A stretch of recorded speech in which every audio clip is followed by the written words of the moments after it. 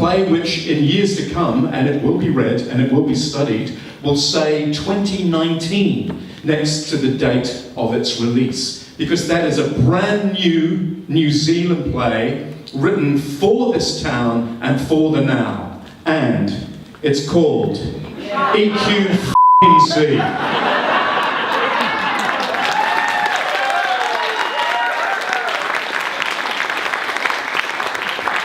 E.Q.C. I've got no idea how the radio ads are going to work for this play. It'll be that ad where you hear the bleeping in the background and you'll know what it is. It's a play which is written for us in this town now. It is a play which, in a rough, small synopsis, is about a young married couple who get so frustrated they take the law into their own hands and kidnap Gerry Brownlee in a portaloo.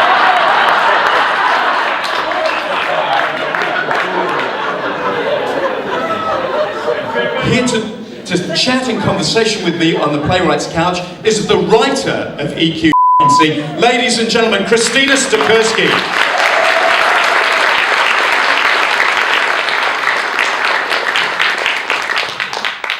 Come and sit here, Chris.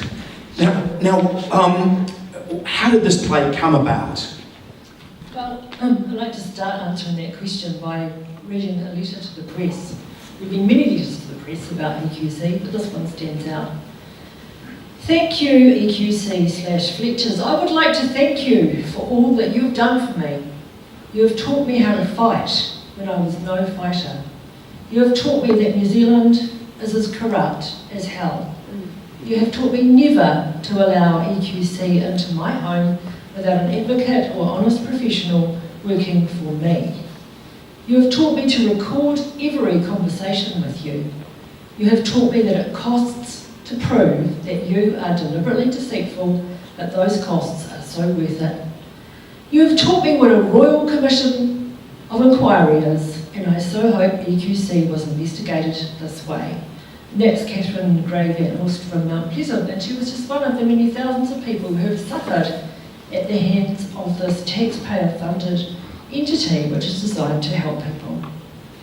Okay, that's the start. It's not a bad start though, right?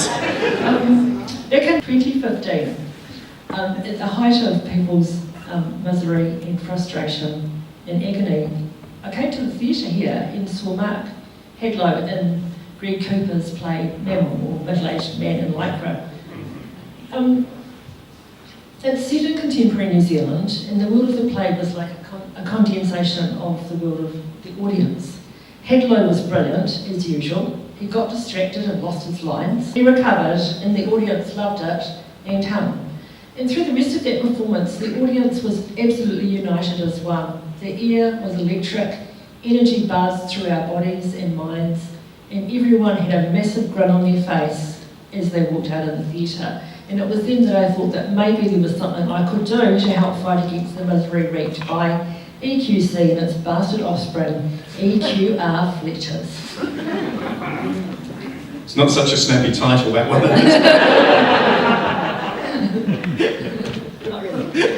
Maybe a sequel. Christina, look, I think we all understand the relevance of this play, but can we hear from you, the writer? Why is this play important for this town now? I think everyone's mental health has suffered a great deal, and we need something to help us heal.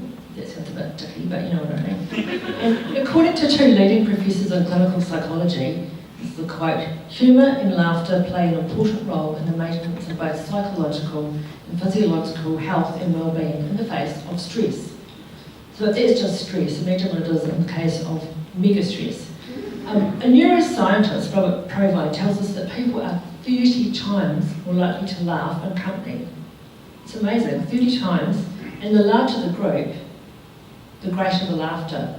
And he also says that laughter is infectious and it bonds a group. So the more people that laugh together, the better they feel.